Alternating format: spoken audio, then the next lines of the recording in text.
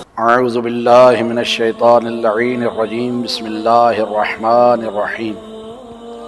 الحمد لآلہ والصلاة علی آلہا اما بعد بسم اللہ الرحمن الرحیم انا انزلناہ فی لیلۃ القدر وما ادراک ما لیلۃ القدر لیلۃ القدر خیر من الف شہر۔ ناظرین گرامی قدر، آج شب قدر کے حوالے سے آپ ناظرین کی سماعتوں کی نظر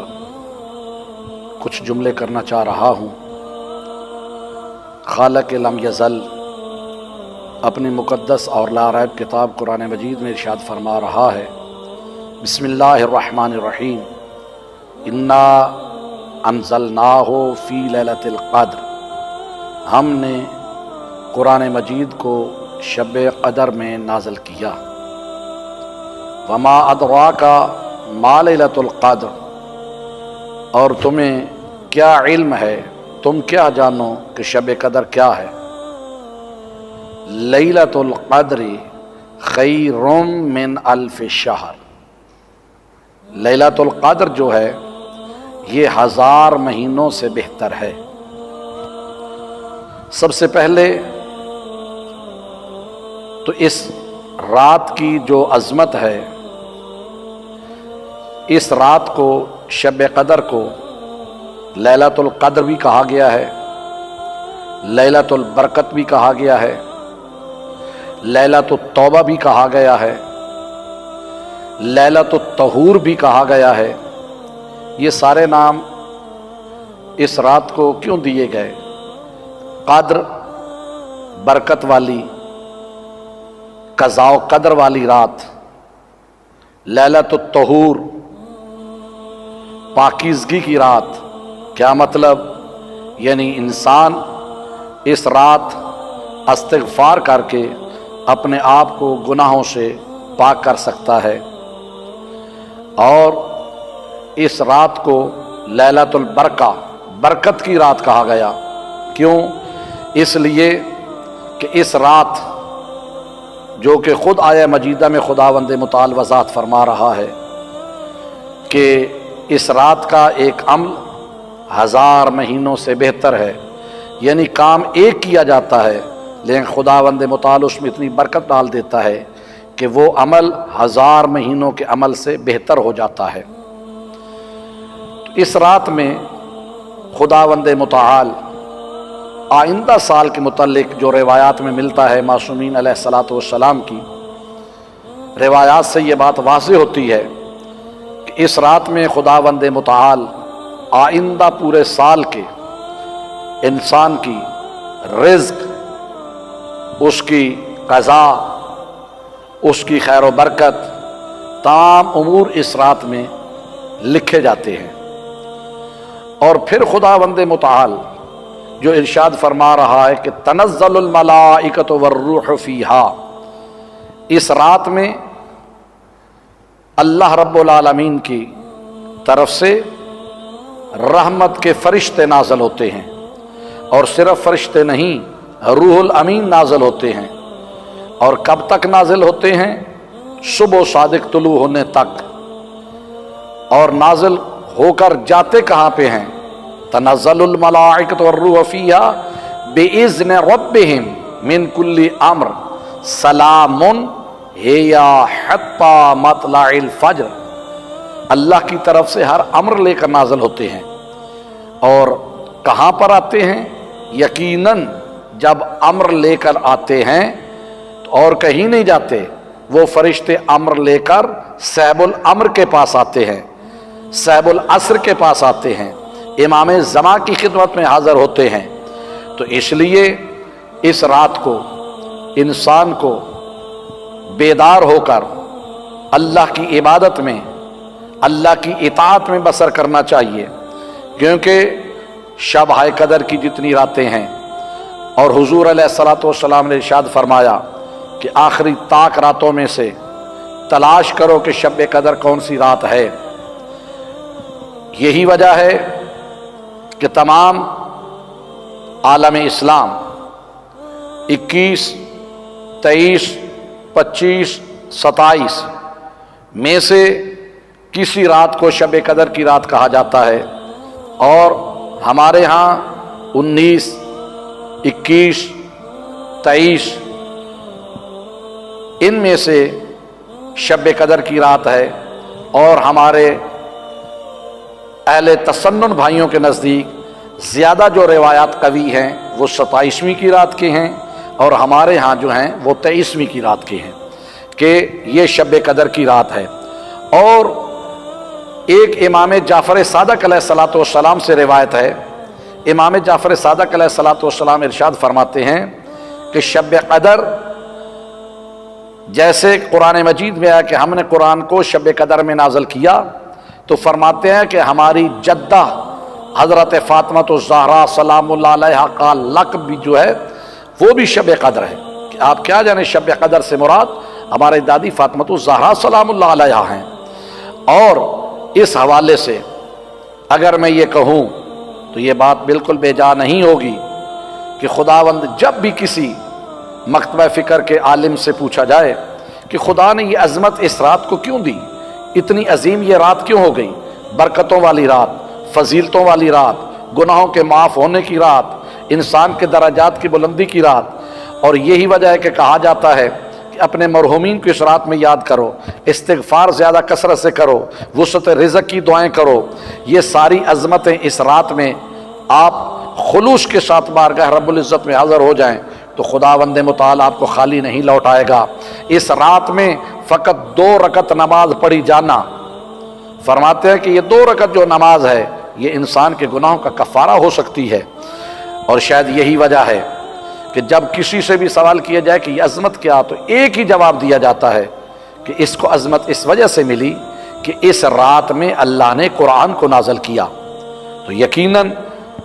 پھر مجھے یہ بات کہنے کا حق حاصل ہے کہ جس مہینہ میں قرآن نازل ہوا وہ مہینہ باقی مہینوں سے افضل، جس شہر میں قرآن نازل ہوا وہ شہر باقی شہروں سے افضل، اور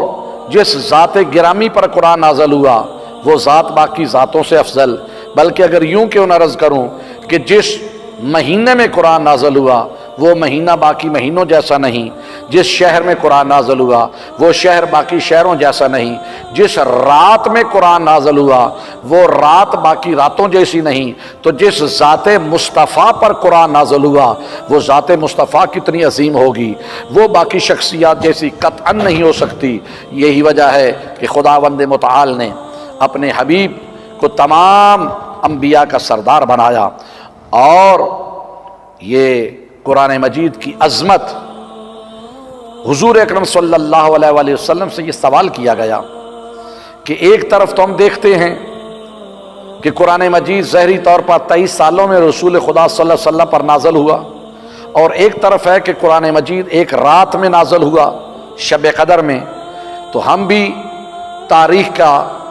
ایک ادنا سا طالب علم ہونے کے ناطے، اور ہمارے کالج اور یونیورسٹی کے اسٹوڈنٹس بھی پڑھتے ہیں کہ جب یہ چیپٹر آتا ہے کہ قرآن مجید 23 سالوں میں نازل ہوا تو وہ کنفیوژن کا شکار ہو جاتے ہیں، متذبذب ہو جاتے ہیں، مضطرب ہو جاتے ہیں کہ ایک طرف تو ہے کہ ہم نے شب قدر میں قرآن کو نازل کیا، اور دوسری طرف ہے کہ 23 سالوں میں قرآن نازل ہوا، ان دونوں میں سے صحیح کون سی بات ہے؟ تو اس کو میں ایک جملے میں بند کر کے اپنے ناظرین کی سماعتوں کی نظر کروں گا کہ یقیناً دونوں باتیں درست ہیں۔ حضور اکرم صلی اللہ علیہ وآلہ وسلم ارشاد یہی فرما رہے ہیں کہ یقیناً قرآن مجید جو لوح محفوظ پہ محفوظ ہے، لوح محفوظ پر سے قلب مصطفیٰ پر قرآن ایک رات میں نازل ہوا، اور قلب مصطفیٰ سے زبان مصطفیٰ سے ہو کر امت مصطفیٰ تک 23 سالوں میں قرآن مجید پہنچا۔ تو یقیناً جب اس رات میں قرآن نازل ہوا وہ رات 1000 مہینوں سے بہتر، اس رات میں کیا جانے والا عمل 1000 مہینوں کے عمل سے افضل، تو پھر اگر یہ قرآن جس رات میں نازل ہوا یہ ہے صامت قرآن، صامت قرآن جس رات میں اترے، اگر وہ رات 1000 مہینوں سے بہتر ہو جاتی ہے تو جس فاطمۃ الزہرا کی گود میں 11 ناطق قرآن اترے ہوں گے وہ گود کتنی عظیم ہوگی۔ شاید یہی وجہ ہے ان کو بھی شب قدر سے تعبیر کیا گیا۔ اور اس شب قدر کی اتنی فضیلت ہے، اتنی فضیلت ہے کہ انسان شمار میں نہیں لا سکتا۔ اور خداوند متعال نے ہمیں زندگی میں ایک مرتبہ پھر یہ شب قدر کی سعادت اور عظمت عطا فرمائی ہے، اور ہم سب کو شب قدر کے اعمال ضرور بجا لانے چاہیے۔ کثرت سے 70 مرتبہ استغفار کرنا چاہیے، زیادہ نہیں تو کم از کم 2 رکعت نماز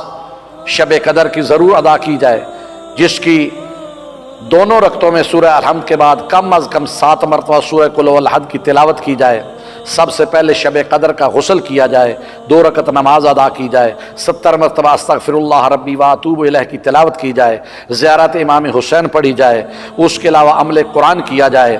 کیوں کہ اس رات کو حضور اکرم صلی اللہ علیہ وسلم کی ازواج مطہرات روایت فرماتی ہیں کہ سید الانبیاء یہ ساری رات ہمیشہ جاگ کر بسر کرتے تھے، اور ائمہ معصومین علیہ الصلوۃ والسلام نے بھی شب قدر ہمیں بیدار رہ کر بسر کرنے کا حکم فرمایا ہے۔ اور پتہ نہیں کہ اس شب میں وہ کون سی ایسی ساعت ہو کہ جس ساعت میں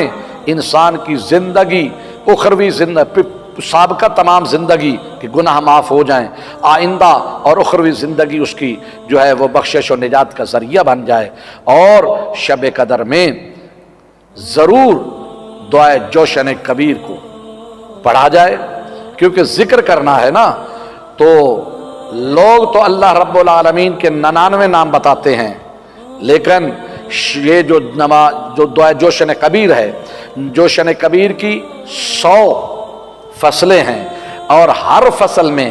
کم از کم 10 اللہ رب العالمین کے اسماء گرامی یعنی نام درج کیے گئے ہیں، تو یہ ہمیں 1000 نام تعلیم دیا گیا ہے۔ شب قدر میں جو جوشن کبیر پڑھتا ہے 1000 نام سے اللہ کو یاد کرتا ہے، اللہ کا ذکر کرتا ہے، اور جب وہ کہتا ہے سبحانک یا لا الہ الا انت الغوث الغوث خلصنا من النار یا رب، تو یقیناً اللہ رب العالمین اس کی طرف متوجہ ہو کر کہتا ہے کہ اے میرے بندے، میں نے تیرے سارے گناہوں کو معاف فرما دیا۔ اور یہی وجہ ہے کہ میرے چوتھے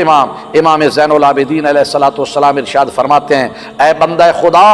اللہ کی بارگاہ میں تیرے آنے میں دیر ہے، تیرے لوٹنے میں دیر ہے، اس کریم کے معاف کرنے میں دیر نہیں ہے۔ تو اس لیے آئیے ہم سب مل کر شب قدر میں اللہ کی بارگاہ میں متوجہ ہو جائیں، اپنے سابقہ گناہوں پہ پشیمان ہوں، اور آئندہ گناہوں نہ کرنے کا اس کی بارگاہ میں یہ وعدہ و اقرار کریں، تو یقیناً وہ ذات غفور الرحیم ہے۔ ہم سب کو اس جوشن کبیر کے صدقہ میں، شب قدر کے صدقہ میں خداوند متعال ہمیشہ انشاءاللہ گناہوں کو معاف فرمائے گا۔ دعا ہے کہ خداوند متعال اس شب قدر کو ہم سب کے لیے اور ہمارے مرحومین کے لیے بخشش کا ذریعہ قرار فرمائے، اور آئندہ سال آنے والا جو ہے اس کے لیے ہم سب کے لیے باعث کرامت، باعث عظمت یہ شب قرار فرمائے۔ وآخر الدعوانا ان الحمدللہ رب العالمین، والسلام علیکم ورحمۃ اللہ وبرکاتہ۔ رمضان